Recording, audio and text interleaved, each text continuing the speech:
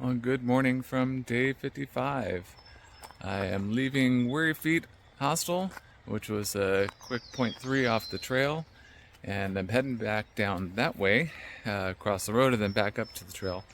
And but it is, day 55, 22nd of April, which I'll explain why that's a good day for me too in a little bit. But great night stay. Purple Haze and Jukebox were great hosts, as well as their daughter Holly, and really enjoyed it. Really quiet, nice, and incredible food. Dinner. You don't always get dinner at a hostel stay, so I had a great dinner. They kept asking, "Do you want more? Do you want more? Do you want more?" And when a hiker says, "No, really, I can't eat more," that means you know you got a full meal. Same with breakfast. So I am a full bird, and I'm heading down the trail. Plan is to go somewhere, I think, around 18. That's just where the hostel, not the hostel, where the shelter lined up. Of course, far out, kept wanting to take me to a shortcut that I could cut off, like 8 miles or something of the trail, but that would be cheating. No cutting corners.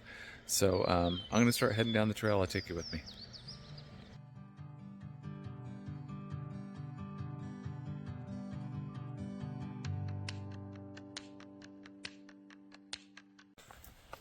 So yeah, 7 minutes later, I'm back on the trail. Quick and easy to get from Weary Feet to here. As I said, Jukebox and Purple Haze, incredible hosts. Purple Haze, she has the best bear encounter story I've heard on of anybody on the trail. You may have seen that little that I took in the morning roll. There was a kind of a little poem and then a photo of a bear that kind of, in short, comedically explains her bear encounter. She was coming out of a privy and at a shelter that had known bear activity. And there were lots of people at the shelter, but this bear had grown a little too accustomed to people and frightening them and getting their food. So unbeknownst to her, she's coming out of the privy and she's hearing all this commotion as people see the bear. The bear is not getting frightened away. She comes back towards the shelter, turns around, and the bear is basically right upon her. So she got bit in the butt. So actually got attacked by the bear and had to get treated for it, and had to get rabies shots as a preventative measure, and the whole 9 yards. They did find the bear because they matched it from DNA from the bite on her pants. So yes, she tells that story. They did find the bear, and unfortunately I had to put it down because it was getting too aggressive. Yeah, so what a story, huh? To survive a bear attack, and almost like Forrest Gump, that was like $1 million shot. But if you're gonna get bit, might as well get bit in the butt. So she made a full recovery, obviously, and could laugh about it. And people said, "Yeah, maybe you should change your trail name from Purple Haze to Honey Buns."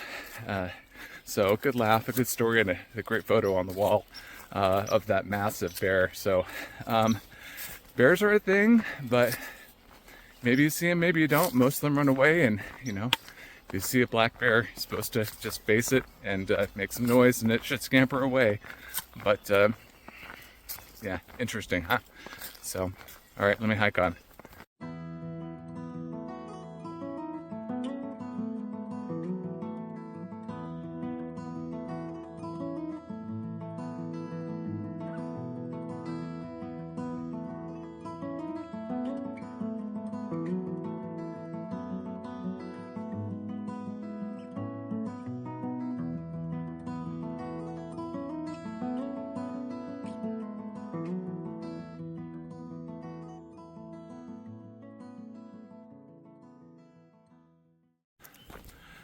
So yes, April 22nd, Earth Day.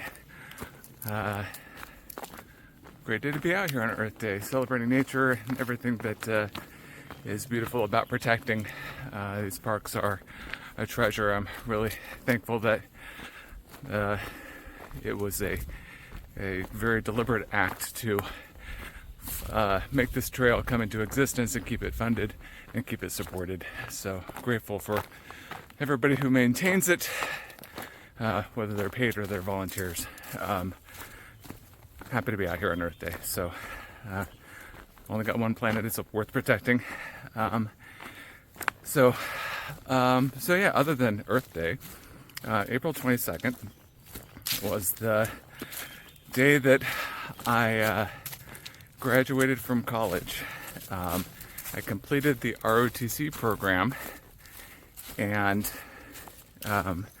everybody decorates their mortar boards with something, and mine was simple. I just had a gold bar for a second lieutenant because that night was also the commissioning ceremony. So my family came out for both events, both the graduation ceremony at the university and then the commissioning dinner.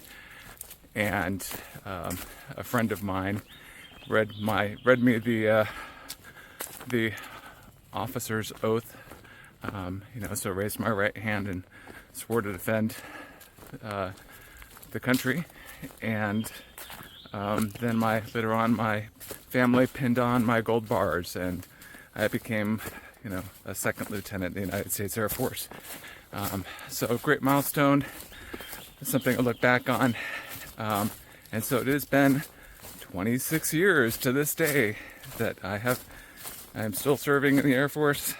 Which cracks me up because I look at myself and see my ridiculous beard and think, yeah, you're still serving, but you're certainly not within regs anymore. But no, this is a great way to be spending my last days in service, using up my vacation days, my terminal leave.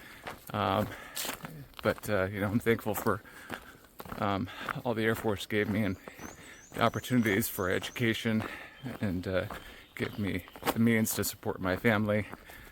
Yes, it wasn't without sacrifice and some hardships, but it was a great career, and I feel really proud to have served. And these great people of America are worth serving. That's why I did it, because I love this country so much. So yeah, 26 years on this day, April 22nd from 2000. And what's also exciting, in another few weeks, I get to go to my first child's graduation ceremony. So that's kind of been on my mind, and I get to be reunited with family and come together for a celebration. Those are the best kinds of reunions. So that's what's keeping me happy and smiling and moving forward well this morning. So, all right, on we go.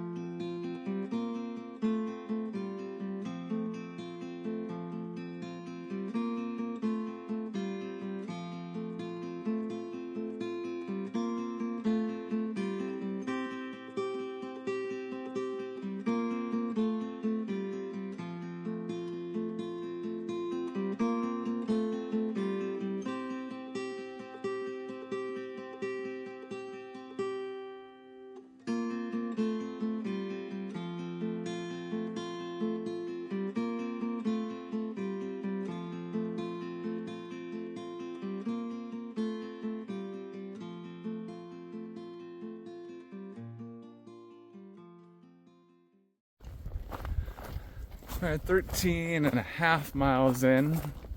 Kind of forgot to eat lunch. I gotta do that. I've been just going, and there's been some ups that I had to kind of push through and, put on some music, listening to some the older Black Keys albums with their heavy soul. But yeah, so I'm just kind of cruising along. I think I'm just having Cliff Bars for lunch. Not exciting.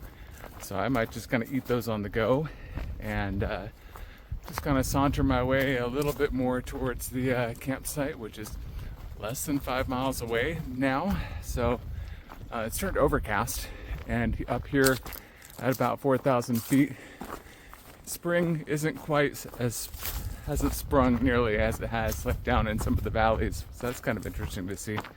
But it's fun to be back in the woods and not exclusively on ridgelines today. And yeah, so making great time and quiet. I passed a couple of day hikers very, very early on, but the rest of the trail has just been, just for me, I guess, today. So I get to live it up. So, all right, 5 more miles, less than 5 to go.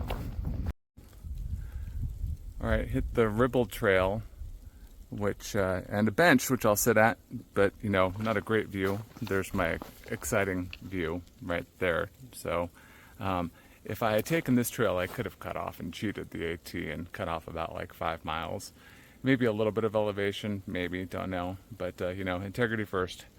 So light rain is falling. So now the debate is, do I sit at this bench and put on my rain cover for my pack, or do I just press on through and wait for it to wait for more rain to come and then decide? Tough choices. I haven't stopped since I started, so I think I'll just take a little break at this meager bench and have Cliff Bar and contemplate putting on the rain cover for my pack. Well, I called for light rain with the little cell reception I could get, but that wasn't quite true. It started raining, just plain rain. So not only did the rain cover come on for the pack, then I'm donning rain gear too. So I don't like rain gear because you get hot in it pretty fast, but actually the temperature seemed to drop with this rain. So I'm glad to have it to stay a little warmer in these last few miles till I get to the shelter.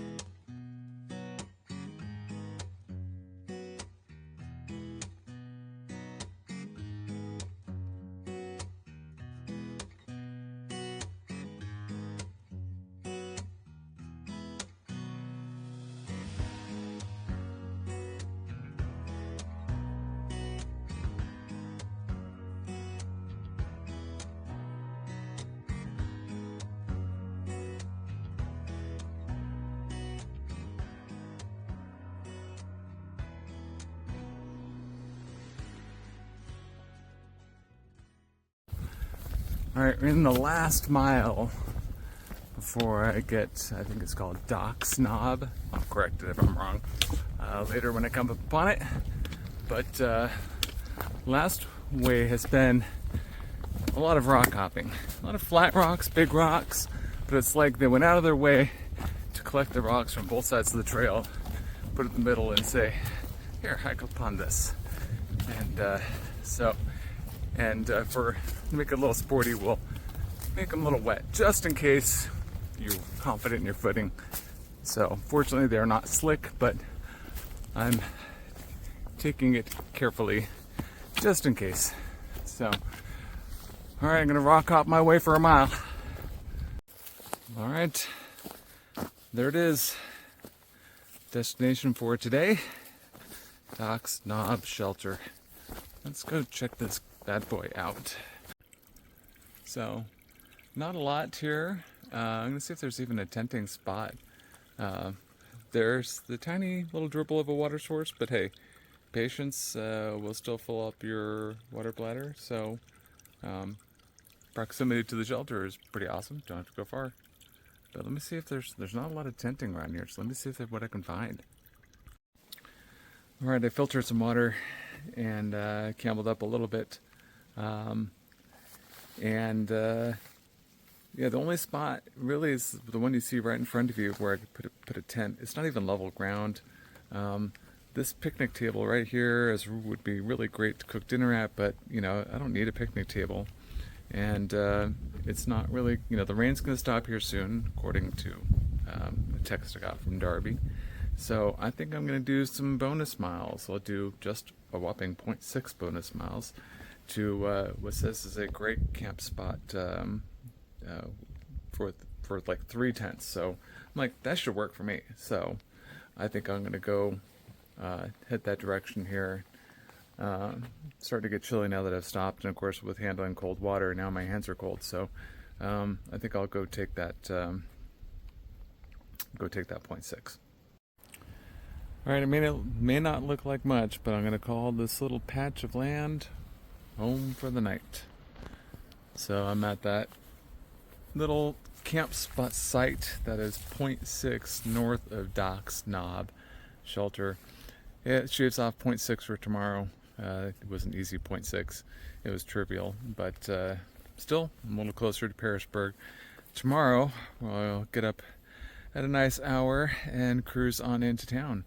So so I'm gonna set my tent up right there and find a good place to hang my food bag. And the rain's supposed to be stopping here, so it'll be done and hopefully dry tonight. So I'm hoping not to have to pack away a wet tent if I can help it. We'll see.